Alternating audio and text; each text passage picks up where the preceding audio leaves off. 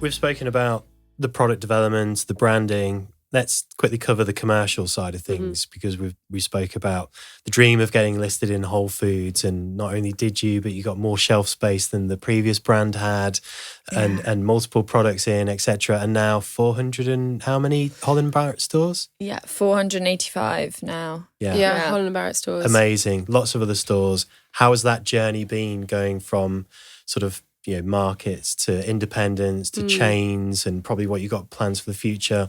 What have been the key learnings or the sort of biggest challenges maybe that you've experienced on that side of things? I came on when we joined Whole Foods, and I think actually weirdly not going too fast when you get your first retailer. Whole Foods was our first one, really putting a lot of focus and attention into that and really making sure that your sales go well. You develop customer loyalty, that kind of thing, rather than going, okay, we've got one, let's get 10 more kind of thing. Taking it slow, I actually think was a good thing. We sort of had Whole Foods, and then Planet Organic came on relatively quickly after that, and we really focused on growing those two.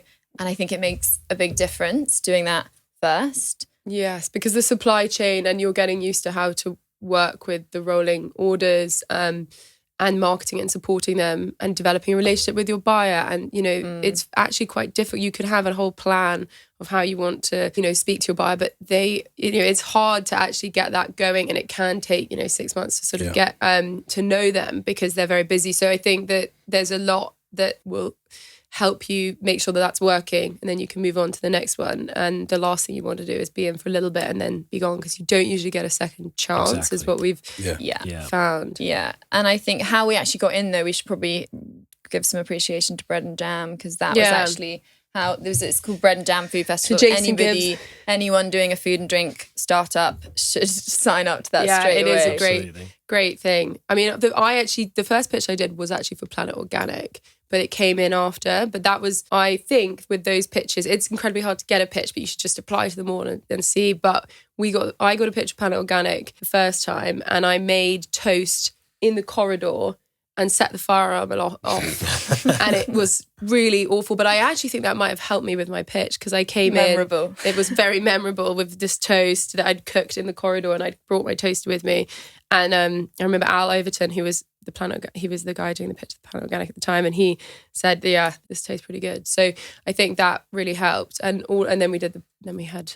Yeah. I think being face to face with the buyer and you're watching them try your product that was so beneficial, because they're receiving hundreds of products all the time. So it's really difficult to kind of get their attention and get yourself to stand out. So Bread and Jam provided that great opportunity of you're directly in front of the buyer. They've already read about you. They're kind of focused in.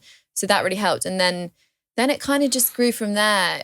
Once we had Whole Foods and Planet Organic, it just sort of slightly like slow snowballing effect. And then we've carried on doing lots of food festivals and kind of markets as well. And I think food festivals are good. I mean, I think Holland Barrett, that was definitely felt from sampling outside Planet Organic.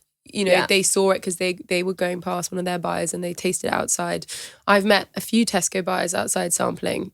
That's something that we're working on. It's just, it does, being there as the founder sampling means that when you do meet someone who is actually able to change things for you, you are just, as soon as you've met them in person, I think you're in a much stronger position.